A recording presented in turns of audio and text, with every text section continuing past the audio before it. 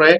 بشارت عباسی صاحب welcome to the شو۔ یہ فرمائیے گا کہ آزاد کشمیر کے وزیر اعظم انوار الحق سے کل آپ کی ملاقات ہوئی ہے، اور یہ بتائیں کہ کیا وہ تبدیل کیے جا رہے ہیں یا نہیں تبدیل کیے جا رہے ہیں، اور یہ خبریں سجیسٹ کر رہی ہیں کہ کبھی چودھری یاسین صاحب شاید وزیر اعظم بنیں گے یا سردار یعقوب صاحب وزیر اعظم بنیں گے۔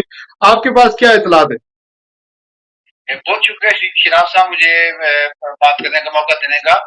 ایک میں نہیں سمجھتا کہ آزاد کشمیر میں حکومت تبدیل ہونے جا رہی ہے یا چودھری انوار الحق کے وزارت الزامہ پہ نہیں رہیں گے، ایسا نہیں ہے۔ یہ بات چیزیں یہ بہت شروع ہی ابھی 18 19 20 ماہ ہو گئے ہیں انوار الحق صاحب کو وزیر اعظم بنے، اور یہ جو رومر ہے کہ عدم اعتماد آئی، وزیر اعظم تبدیل ہو جائے گا، 10 دن میں ہو جائے گا، 2 دن میں ہو جائے گا، 5 منٹ میں ہو جائے گا، یہ سینکڑوں مرتبہ آپ سن چکے ہوں گے، سوشل میڈیا پہ بھی سن چکے ہوں گے، بعض لوگوں کی زبانوں سے بھی یہ الفاظ سن چکے ہوں گے۔ نہیں، لیکن ان کے بارے میں کہا جا رہا ہے کہ وہ عوامی آدمی نہیں ہے، ان کا ایٹیٹیوڈ پرابلم ہے، جوائنٹ ایکشن کمیٹی کے حوالے سے ان کے بیانات اور معاملات جو ہیں وہ درست نہیں رہے، لوگوں نے بڑے کنسرن شو کیے ہیں۔ تو تبدیل تو ہونا چاہیے کہ عوام کی اگر آپ کو حمایت حاصل نہیں ہے، ایم پی ایز جو ایم ایل ایز ہیں ان کی حمایت حاصل نہیں ہے، تو کیوں نہیں تبدیل ہونا چاہیے؟ کون سے ایم ایل ایز کی حمایت 100% انوار الحق کو حاصل ہے؟ انوار الحق آزاد کشمیر کی تاریخ کے وہ واحد وزیر اعظم ہیں جو 48 ممبران اسمبلی کے ووٹوں سے وزیر اعظم بنے۔ ٹھیک، آج بھی انوار الحق کو ہٹانے کے لیے 27 ممبران اسمبلی کی ضرورت ہے۔ ٹھیک، 27 پیپل چاہیے، 27 آدمی تحریک عدم اعتماد کی تحریک پہ ایک کاغذ پہ دستخط کر کے دیں گے کہ انوار الحق صاحب ہمیں قابل قبول نہیں ہے، نیا وزیر اعظم لایا جائے، تو پھر جا کے انوار الحق صاحب وزیر اعظم نہیں رہیں گے۔ ابھی 27 پورے نے 27 سے دور دور کی بات ہے 27 پورے کرنا۔ دوسرا سوال یہ، دوسرا جو آپ نے کہا کہ عوام میں انوار الحق صاحب کے میں یہ سمجھتا ہوں اقدامات کو پذیرائی ملنی چاہیے۔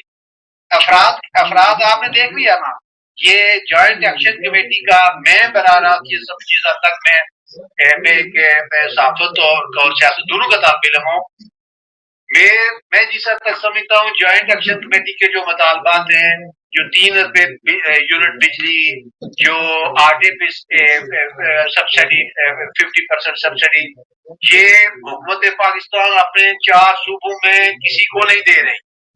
یہ پیسہ کہاں سے آگا؟ کہاں سے پیسہ جنریٹ کرتے ہیں؟ کیا حکومت پاکستان آپ کی مدد کرتی ہے نا؟ اور پاکستان آپ کی مدد کرتا ہے تب آپ جا کے دیتے ہیں۔ اچھا، کوالا کے مقام پر پاکستان کے جھنڈے کی بے حرمتی کی گئی، مجاہد اول کا جو پکچر ہے وہ ہٹائی گئی، لیکن میں نے تو کوئی ایسی تصویر نہیں دیکھی، کوئی ایسی ویڈیو نہیں دیکھی، ایسے ویژول نہیں دیکھے کہ ایسا کوئی واقعہ ہوا ہو، اور میں نے تحقیقات کی کہ ایسا سرے سے کوئی واقعہ ہوا ہی نہیں، صرف اس جوائنٹ کمیٹی کو بدنام کرنے کی یہ سازش کی جا رہی ہے۔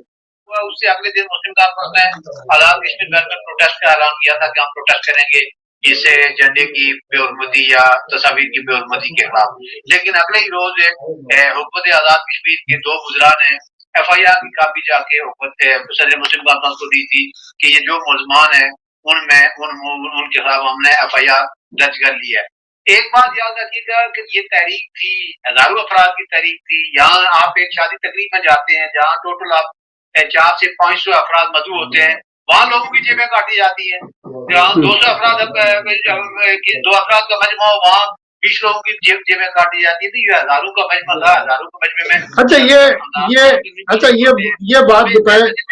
یہ بات بتائیں کہ یہ جو خود مختار کشمیر کا ایلیمنٹ ہے، یہ بڑا سامنے آیا۔ نیشنلسٹوں نے ان کی جوائنٹ ایکشن کمیٹی کے جو مظاہرے تھے اس کو ہائی جیک کرنے کی کوشش کی ہے، اور انڈیا نے یہ رنگ دیا کہ یہ پاکستان کے خلاف مخالف تحریک چل رہی ہے۔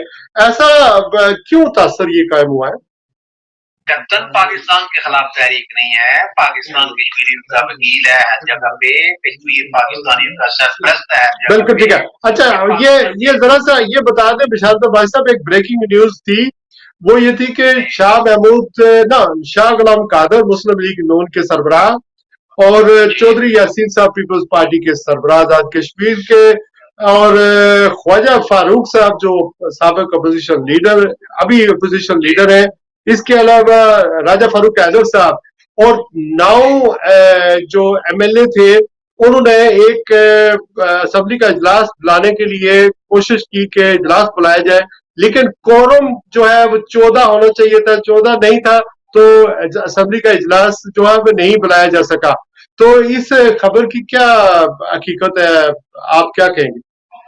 ये असल में अपोजिशन लीडर ये पीटीआई के जो पीटीआई अपोजिशन के साथ अफगान थे, 2 नून लीग के थे, 2 पीपल्स पार्टी के लोग थे, इन सब ने मिलके असेंबली इजलास बुलाने के लिए रिप्रेजेंटेशन स्पीकर के पास से मंगाई थी।